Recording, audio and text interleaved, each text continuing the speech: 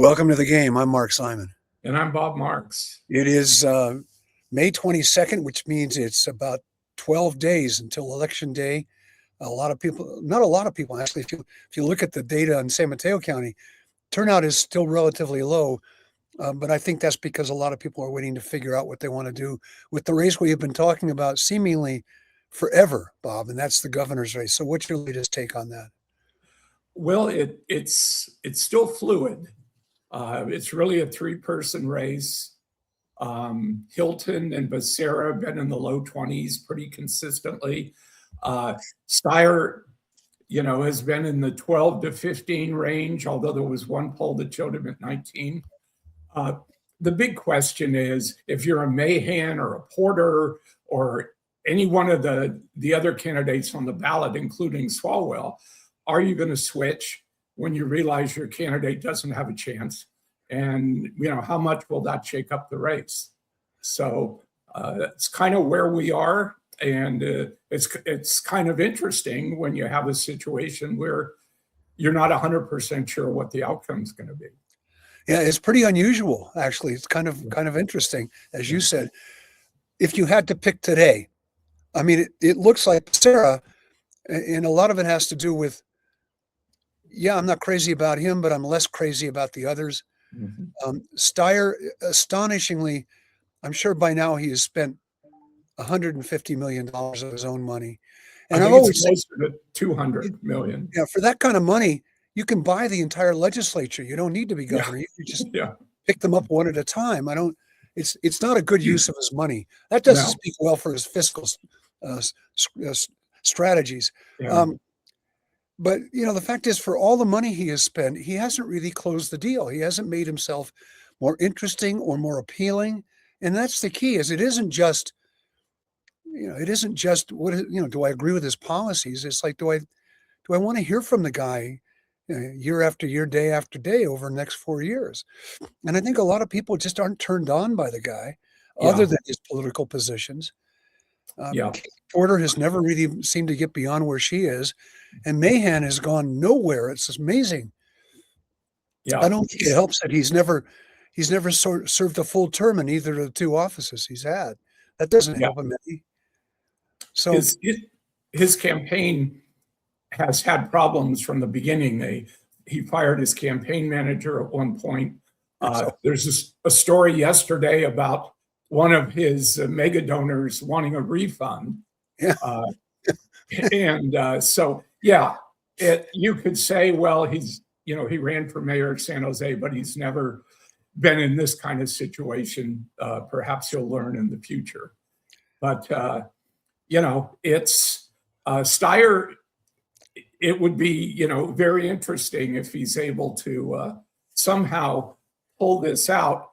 I know that Becerra, there's an independent expenditure effort that's being run by a consulting firm called Bear Star, which has pretty much dominated Democratic politics for the last decade or more. And and apparently they are trying to boost Hilton. They are apparently doing some things.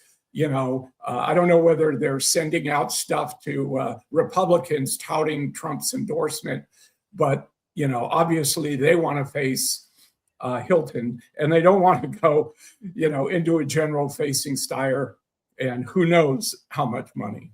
The early turnout numbers suggest that there is a genuine surge toward Hilton. The turnout on the Republican side, percentage-wise, is double that of what it is among the Democrats.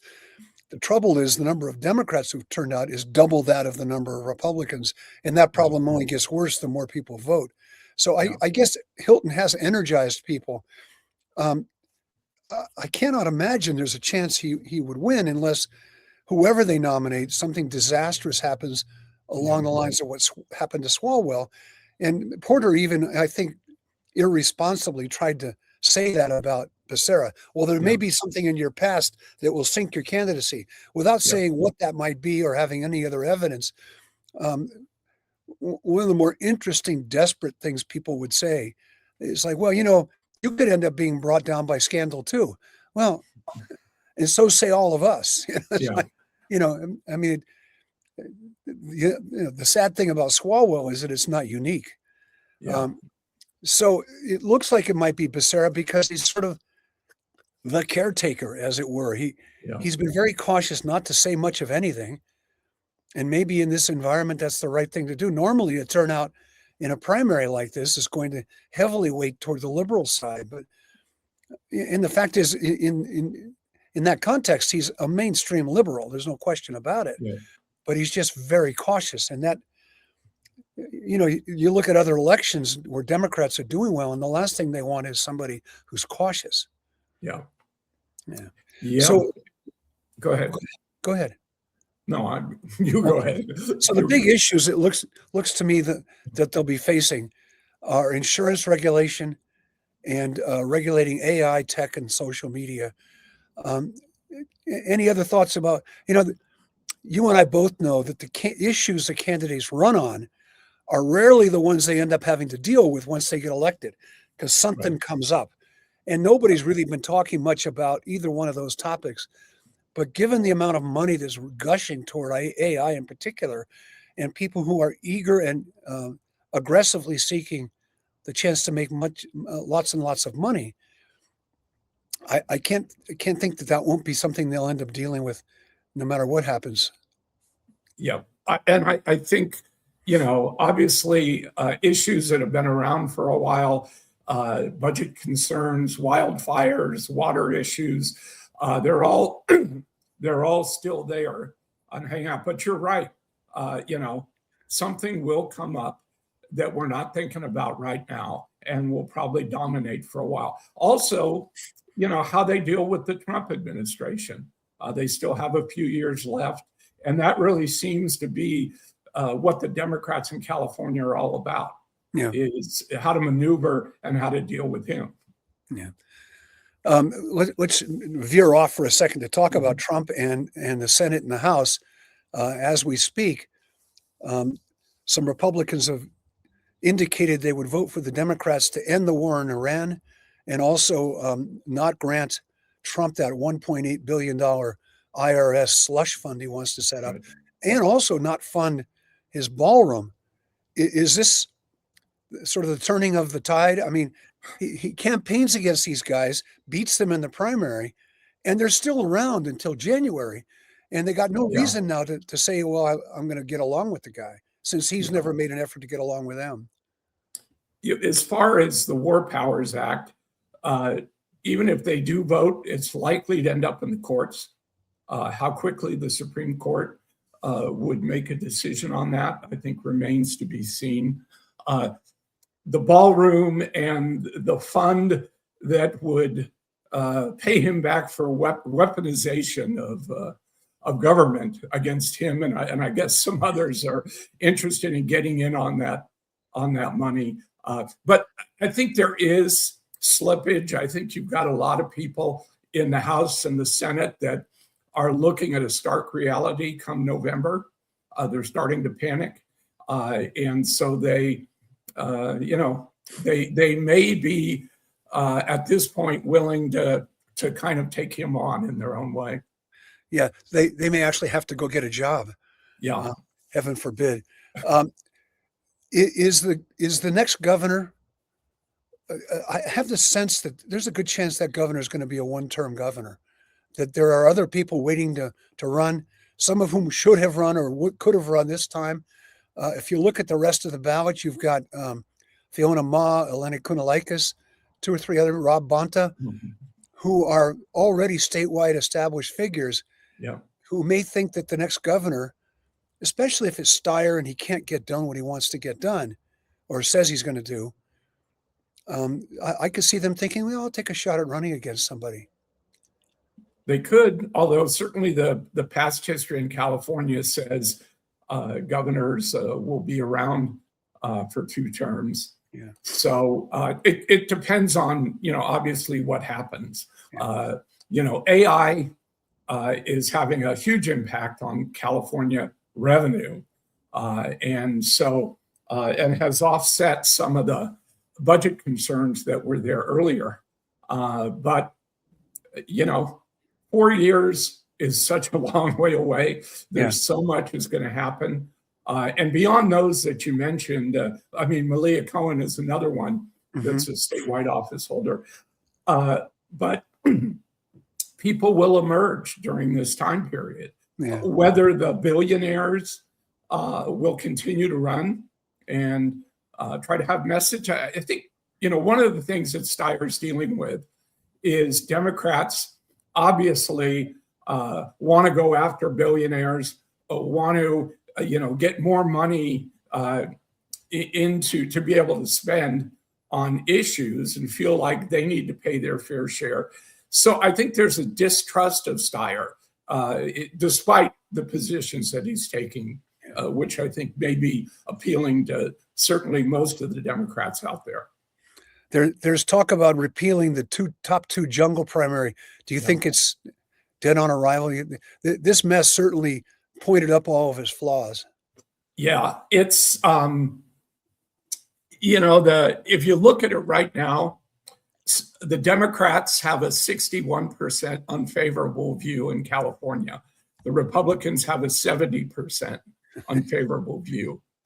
In 2024, the Public Policy Institute did a survey, and the jungle primary was 68% favorable amongst voters. But clearly, they weren't thinking about what could have happened in this particular time. There is a measure that has been submitted. It's called Undo the Two. And Undo the Top Two. Okay. And Undo the Two might be a little yes, suggestive. Yeah. Exactly. So I would expect it's going to go forward. So we'll see. That could be an initiative that we see on the ballot some point in the near future. Looking not too far ahead, we're going to have at least one. I'm confident that the billionaire tax will qualify for the ballot. The regional transit tax is in trouble. It submitted some signatures. It's not even halfway to where it needs to be, and only has like a couple more weeks, I think, before they have to get everything in. And that doesn't bode well for it. They've done a terrible job of selling that by BART announcing and Caltrain announcing, here's the way we're going to devastate our transit system if you don't vote for this. Right. And the way to do that would have been, I'm sure you could have come up with a better strategy given your background. The way to do that would have been to say, here's the value we provide. Right. Let's not put that at risk. And here's how we'll continue to add value if you support us, instead of saying we're going to close everything, which is a crazy way to do it, it seems to me. Yeah, it certainly is. I think there are a lot of people in San Mateo County and in other places that are very uncomfortable with BART and how they've been managed. And, they've been fraught with problems, but realistically, BART, Caltrain, Muni, I mean, they're moving a lot of people, not as much as they were before the pandemic, but those numbers will probably grow. So we're stuck with it. You can't really compare Caltrain and BART. I think Caltrain, most of their financial problems are strictly related to the pandemic. But I think the large number that BART is a deficit that they're facing, it's more than just a reduction in ridership. It's poor management over a long period of time. And, it sounds like from what you're saying, it may not even get to the ballot. Well, and given our background, it's also just bad politics, the way they have conducted themselves. Yeah. They haven't won any friends. And you ought to start by having some. And, one more BART rant. When they announced what state, the 10 stations they were going to close, and 4 of them are in San Mateo County, it will be interesting to see if there's ever a breakdown of the numbers, where the signatures came from, because I cannot believe people in San Mateo County are thinking, oh, yeah, I can't wait to support BART. Yeah. What's your take on the billionaire tax? I think it's likely to pass. I think there's going to be obviously some significant opposition to it. And there are some, officials that have come out against it. I look at billionaire tax here and millionaire tax in the state of Washington, the issues that New York is having, losing business and losing companies. I mean, Starbucks is moving out of Seattle, moving to Nashville. California has lost a lot of businesses. So we'll see. I don't know how much energy there's going to be come the November ballot, assuming that, say, it's Becerra against Hilton. The outcome of that, I think we know ahead of time. So we'll just have to see how it plays out. What's the general atmosphere now? My feeling is this is not, normally a June primary, Democratic primary is a good time to put a tax measure on the ballot. Right. And in November, you'll see quite a few school districts and cities putting on parcel tax or bonds. Bonds only require a 55% approval. A parcel tax it requires 2/3. And it's always, schools in particular, it's easier to approve the building of a school than it is to approve the money to pay people to work in it. Right. Which has always struck me as odd. But the same people who hate taxes tend to hate paying school teachers. But it seems like this may be an atmosphere where putting forward a tax measure may not be as easy as it historically is, especially in San Mateo County.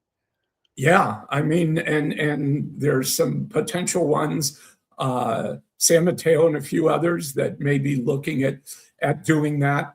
I think when you get a cluster of sales tax measures on the ballot, I think it really hurts. It hurts all of them. Yeah. At some point, people are going to start to reject these measures, but we'll see. San Mateo County has traditionally passed them. I mean, as you know, the sales tax that you were involved with back in 2018 passed by the narrowest margin possible.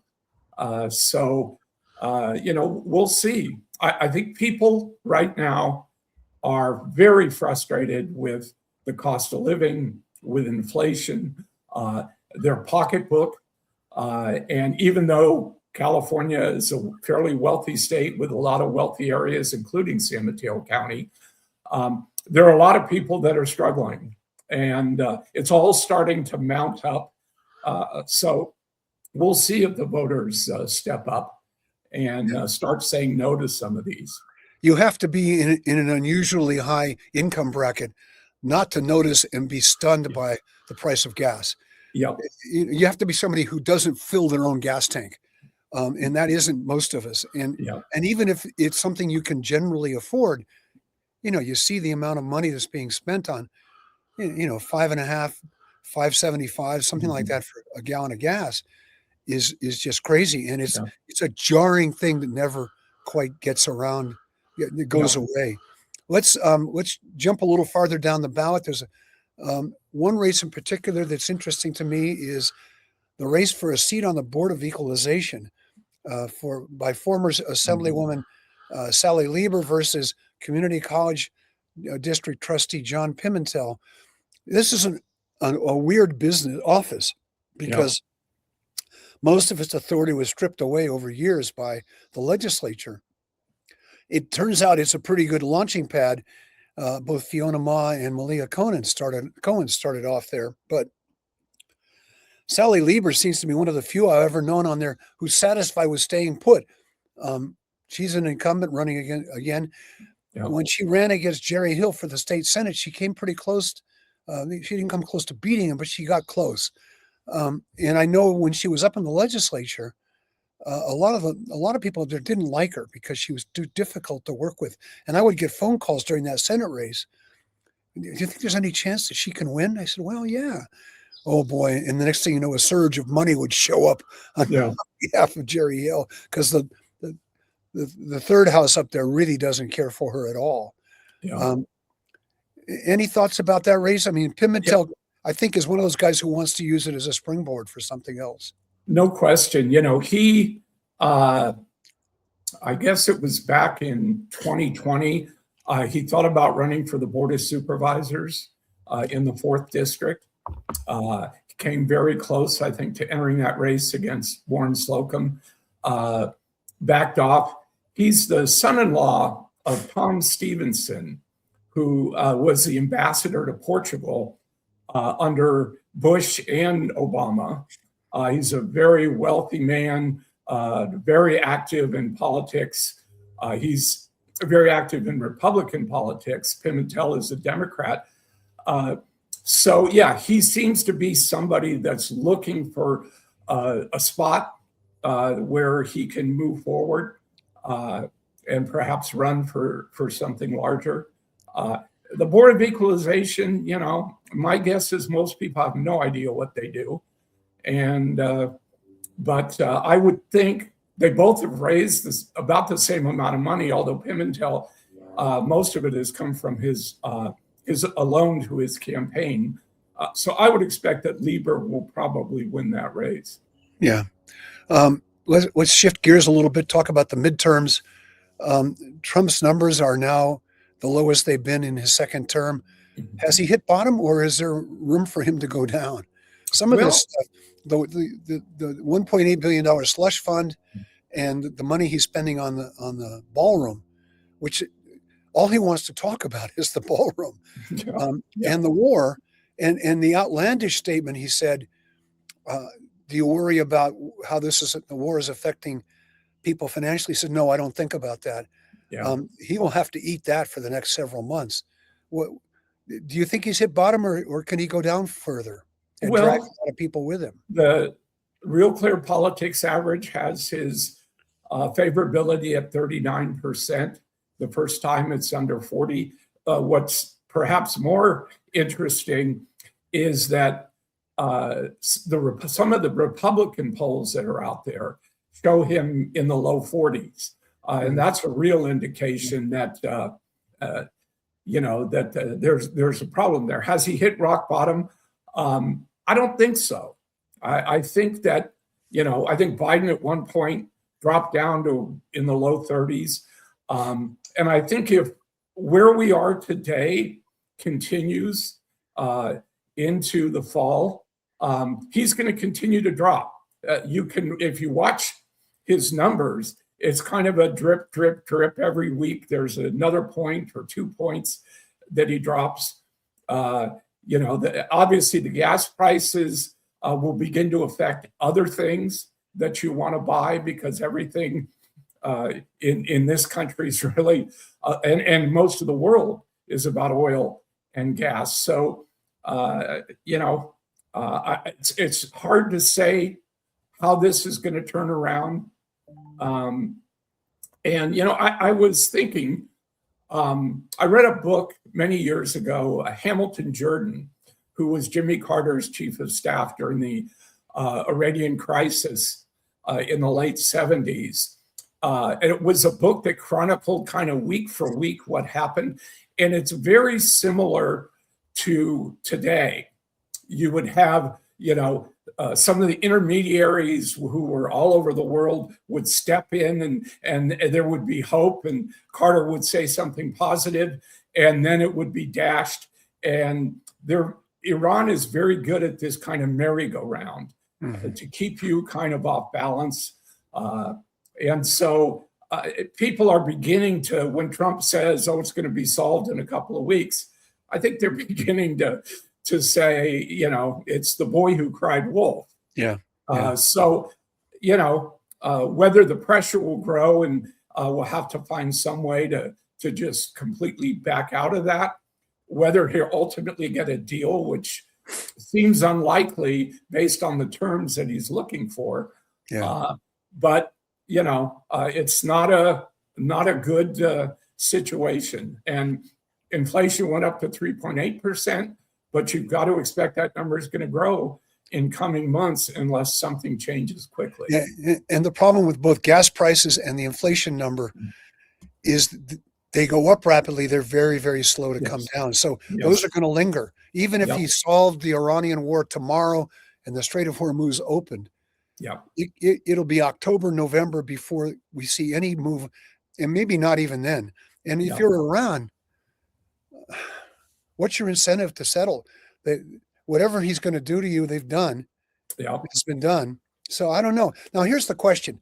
We all read all the fuss over at redistricting and trying to rig the election, to coin a phrase. But I wonder if at some point some of these numbers overwhelm whatever you do with redistricting. Is redistricting fate? I don't tend to think so. I think that there still tends to be swing voters. There still tends to be independent voters, and they will swing where they're going to swing, almost disregarding registration. So, the sense I get is that there's a really big wave coming the Democrats' way, and that there may not be much they can do to stop it. Yeah. It's right now it's hard to gauge because a lot of the primaries have not even taken place. So we don't know who the candidates are going to be. It's an interesting situation because you look at polling, both Trump and the Republicans are more popular than the Democrats by a fairly narrow margin now. But if you look at the generic vote for Congress, which is always the best indication at this stage, the Democrats are up by an average of about 5 or 6 points. That may not seem like a lot, but in that generic thing, that will play out to probably 20 to 40 seats. Wow. The Republicans, if you take the advantage that they have at this point and you add in the 10 or so new seats that they're going to gain, still the Democrats are going to win the election. Whether we're going to have a massive, turn against the Republicans, it's certainly possible, but we have to kind of see how that plays out. There are only so many competitive races out there, and they're going to get fewer and fewer as we move forward. Yeah. So let's shift to local stuff, if you will. We start with a couple of races on the Board of Supervisors. Ray Mueller, seeking his second term, is being challenged by Joaquin Jimenez, former mayor of Half Moon Bay, who was actually defeated for re-election 2 years ago in his own town, is not doing much. Basically, all he's doing, he is actually the only remaining public figure who is saying that Sheriff Christina Corpus got a raw deal and that she should still be sheriff. There is nobody else who's saying that. And I guess you have to admire that he's willing to take an unpopular stance. What he's doing that's driving Mueller crazy is Jimenez has not filed any of the paperwork you're supposed to file for candidacy. Now, if you raise less than $2,000, you don't have to file what's known as a 460, a campaign finance report. But to raise any money at all, even to ask people for money, you have to file a organization of committee paperwork. He hasn't done that either. And I asked him about it, and he said, "Oh, you're right. I should do that." And that was 3 weeks ago. He still hasn't done it. But the only interesting thing about that is that apparently it irritates the hell out of Mueller. Which is not hard to do. No, he tends to worry. He tends to worry. That's the phrase everybody uses about him. But the thing is, he's going to kill, not kill, he's going to clobber this guy. And it's like, just go run your own campaign. I mean, this guy Jimenez he's got like 5 signs up in Half Moon Bay, and that's it. He's done nothing other than put up a website, and it's like, it's amusing to watch is all. Yeah. Ray Mueller reminds me of my former father-in-law who ran for the school board. He was a principal and in the area, and then he decided to run for the school board. And he got 80% of the vote. And when I talked to him after the election, all he could talk about were the 20% of people who voted against him and who they are, and kind of saying maybe, Joe down the street, he may have voted against me and all of this. So, Mueller's going to win comfortably. It reminds me sure. of a scene in the documentary about Clinton winning the election the first time, and Yeah. the scene of George Stephanopoulos walking across the plaza in front of the governor's mansion in Arkansas, and Clinton's on the phone demanding why they didn't do better in Rhode Island. And Yeah. finally, Stephanopoulos says to him, "Governor, you've won." But maybe that's, in Clinton's case, he wouldn't leave a room unless he thought he'd won everybody over. Yeah. The other race is not much of a race and wasn't expected to be. That's Noelia Corzo, who was running unopposed, but quite recently, San Mateo City activist named Tasso Zagrafos has filed to run as a write-in candidate. There was a huge controversy over an organization called Horizon that runs drug and alcohol rehab facilities. They're very, very well regarded, and there are usually no problems anywhere in the vicinity of where they put these facilities. And by state law, they could go ahead and put one up somewhere in San Mateo, right on El Camino, and not have to get the city's permission. And Tasso was the one who led the community uprising against that, and it resulted in, frankly, a pretty ugly public meeting. But he's actually a pretty nice guy. This is one of those guys. Yeah. But the most interesting thing is, if you run as a write-in, you're allowed to submit 10 different ways your name can be spelled or misspelled and have it count towards you. And one of the ways he has gotten approval is if you just write Tasso, Taso. You don't have to write anything else, which shows that he's got some smarts, at least about his name. Yeah. In my experience over 50 years, write-in candidates don't do very well. Right. He may get support from people that were involved in the effort that he put together, but that's going to be a small number compared to, the numbers of people who are voting who may not even be aware of any of that. Corzo, like Mueller, I think, will be reelected. And really, they've kind of been the standout figures on the board, mostly because of the whole sheriff's debacle over the last several years. So, and since then, there has been some grumbling that's been growing. Corzo was very, very progressive, and she is not afraid to assert those positions.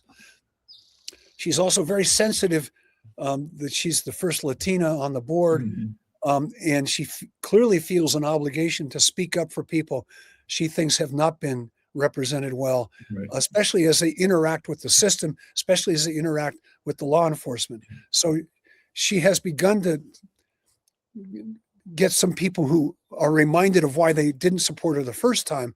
But you're right. She's riding a tide of success with the sheriff thing that, you're right. The write-in candidate is not going to get anywhere.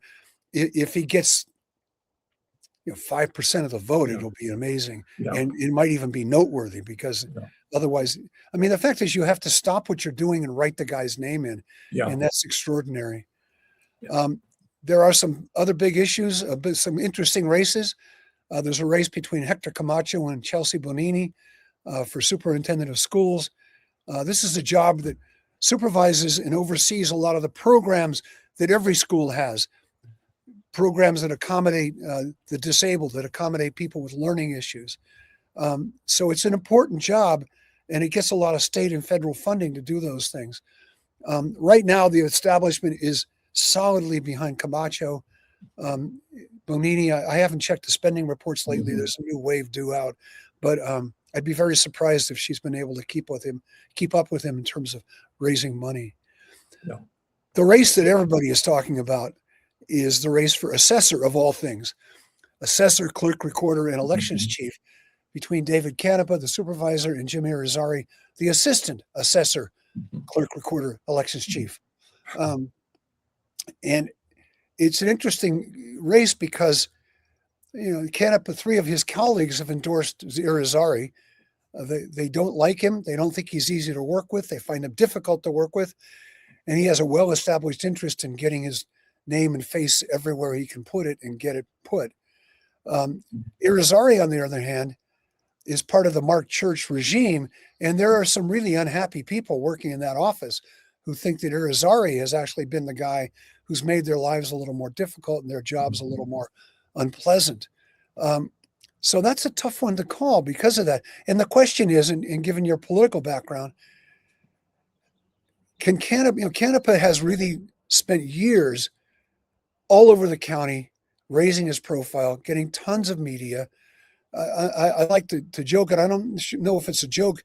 If you haven't personally met David Canepa, it's because you chose not to walk across the room and say hello to him. Yeah. He is everywhere.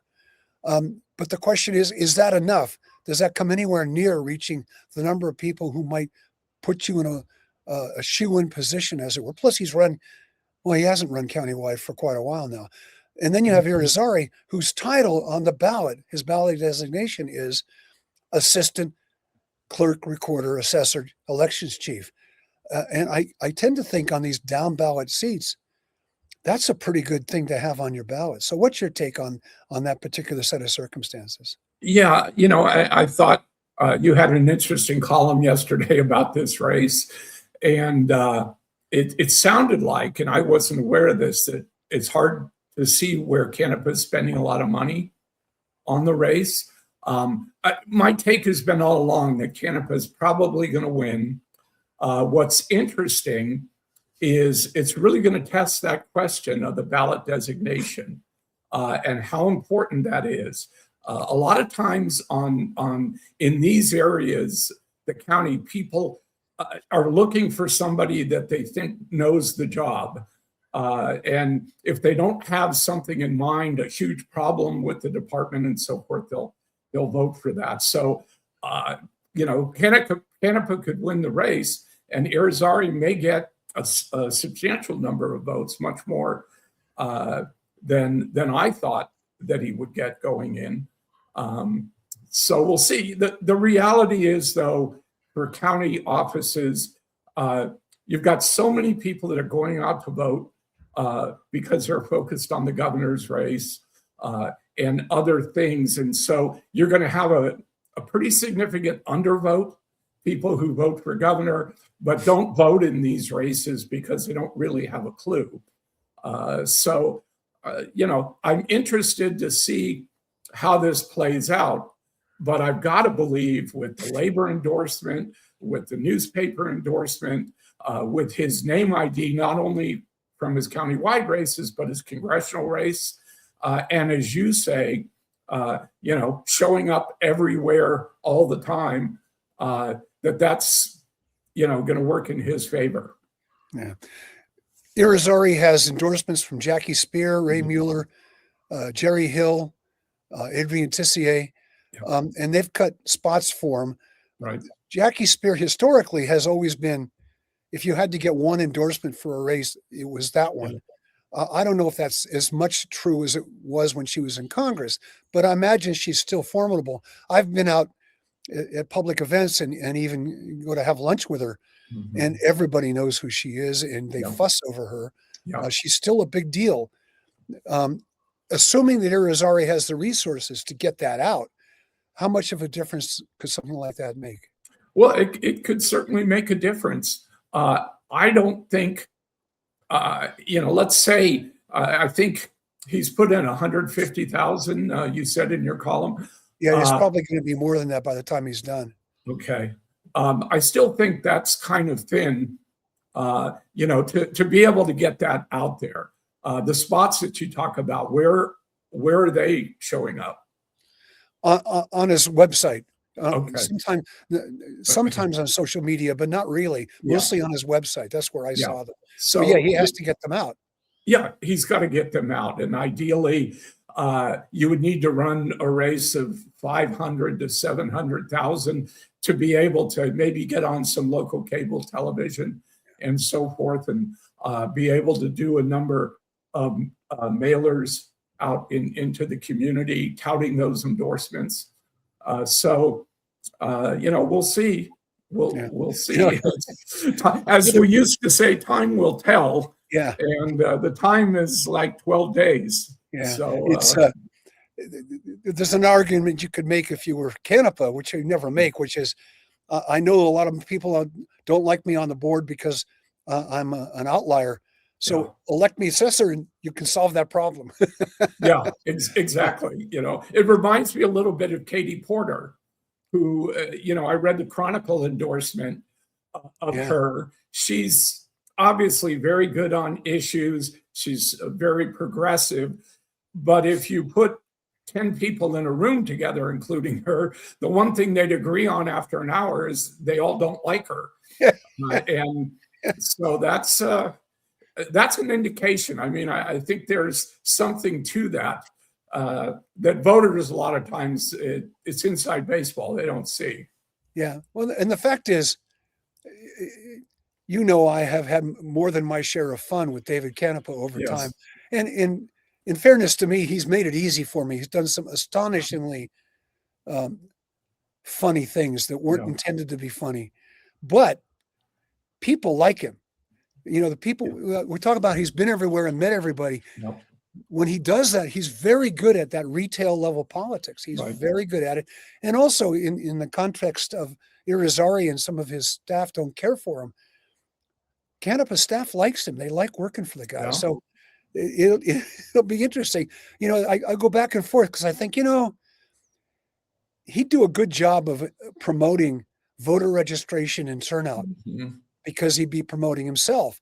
The trouble is he'll wander into some issue he's got no business even talking about because he can get on TV to do it. And it's like, he'll come out against property taxes or something, it's like, So anyway, I don't know if we want to get into November too much, except to look ahead a little bit.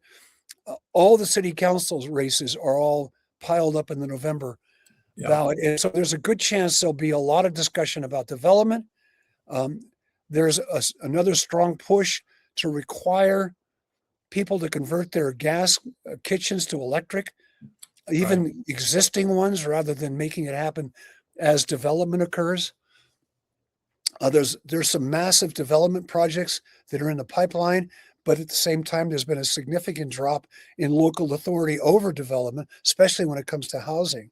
So it'll be an interesting November. And the question is whether, I suppose, the momentum by the Democrats toward Trump drives turnout to a new level here in California, where there aren't the same, it's not sort of the same issue of what's in the balance here, really. One thing for certain is John May is going to be very busy interviewing all those candidates. And and they do a good job. I mean, they cover those races, which is a lot of work, and it's not easy to do. But not only with their editorials, but with their reporters out there, they cover a lot of those races. Yeah. I hope everybody knows, we had John on the show last week or 2 weeks ago, whatever it was. And as you know, I work for him as a contract columnist, but he's really genuinely committed to good news and to good coverage of news, and he's serious about it. And at one point, somebody said, "Boy, it would have been nice if John had lightened up a little bit." I said, "No, he takes his job seriously. He takes his responsibility seriously." He does. Yeah. He's got integrity. He believes in things that, perhaps old solid values that are out there. And there aren't a lot of people like that are left. And it's kind of refreshing to see somebody that really does have principles and sticks by them, regardless of what people say. Yeah. Well, I think that's enough for one day, Bob. I'm getting tired of your opinions, that's for sure. So we'll be back in a week with our election preview. Try and get some people on here to talk about the very same issues we just talked about. Exactly. And maybe things will clarified by then. There are a lot of Democrats, there are a number of Democrats I know who think strategically, wait till the last poll, see who's ahead, and vote for that person. Some of that was spawned out of the fear that, we'd end up with two Republicans. I don't think that's an issue anymore. I think Bianco was completely faded. And the Trump endorsement of Hilton probably was a key difference maker there. But we'll see if in a week from now anybody has any better idea about this than you and I Bob, time will tell Marks, and Yes. Mark, it remains to be seen, Simon. What can be said? So that's it for now. I'm Mark Simon. And I'm Bob Marks. And we thank always Frank Bravo, our producer, and thank you for being with us. That's the game this time.